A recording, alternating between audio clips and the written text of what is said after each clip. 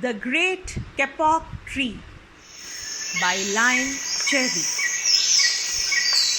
Welcome to the Amazon jungle, a place that is always lush and filled with different, amazing, strange, wonderful sounds. One day, a man was walking into the rainforest. Moments before, the forest had been alive with sounds of squawking birds and howling monkeys. Now, all was quiet as the creatures watched the man and wondered why he had come. The man stopped and pointed to a great kapok tree. Then he took the axe he carried and struck the trunk of the tree. The sound of the blows rang through the forest. The wood of the tree was very hard.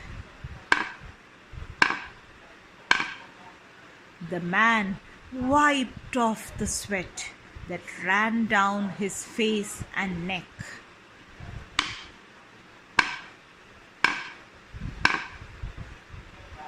Soon the man grew tired. He sat down to rest at the foot of the great kapok tree.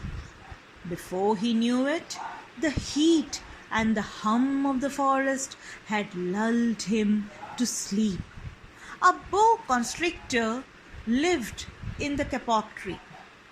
He slithered down its trunk to where the man was sleeping.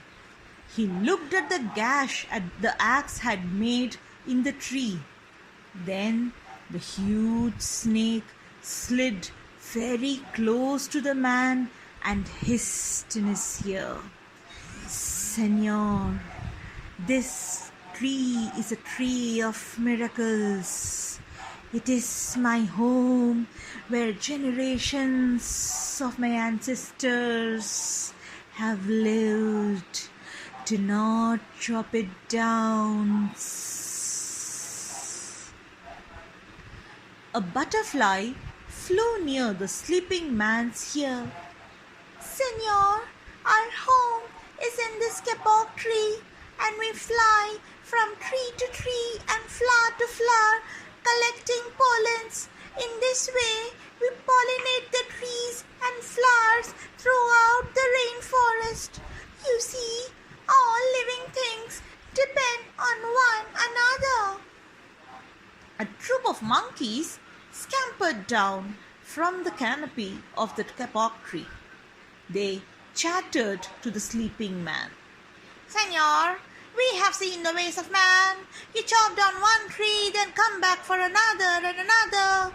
The roots of this great tree will wither and die, and there will be nothing left to hold the earth in place. When heavy rains come, the soil will be washed away, and the forest will become a desert." A toucan flew down from the canopy. "Senor, you must not cut down this tree. We have flown over the rainforest and seen what happens once you begin to chop down the trees. Many people settle on the land. They set fire to clear the underbrush, and soon the forest disappears. Where once there was life and beauty, only black and smoldering ruins remain." Some bright and small tree frogs crawled along the edge of a leaf. In squeaky voices, they piped in the man's ear, "Senor, senor, a ruined rainforest means ruined lives. Rabbit, rabbit, many ruined lives. You will leave many of us homeless if you chop down this great kapok tree." A jaguar had been sleeping along a branch in the middle of the tree. Because his spotted coat blended into the dappled light and shadows of the understory, no no one had noticed him. Now he leapt and padded silently over to the sleeping man. He growled in his ear, "Senor, the great Kapok tree is home to many birds and animals. If you cut it out, where will I find my dinner?" Two tree porcupines swung down from branch to branch and whispered into the man's ears. "Senor, do you know what we animals and humans need in order to live? Oxygen. And Senor, do you know what trees produce? Oxygen. If you cut out the forest, you will destroy that which gives us all life." An anteater climbed down from the kapok tree with her baby clinging to her back. The unstriped anteater said to the sleeping man, "Senor, you are chopping down this tree with no thought for the future, and surely you know that what happens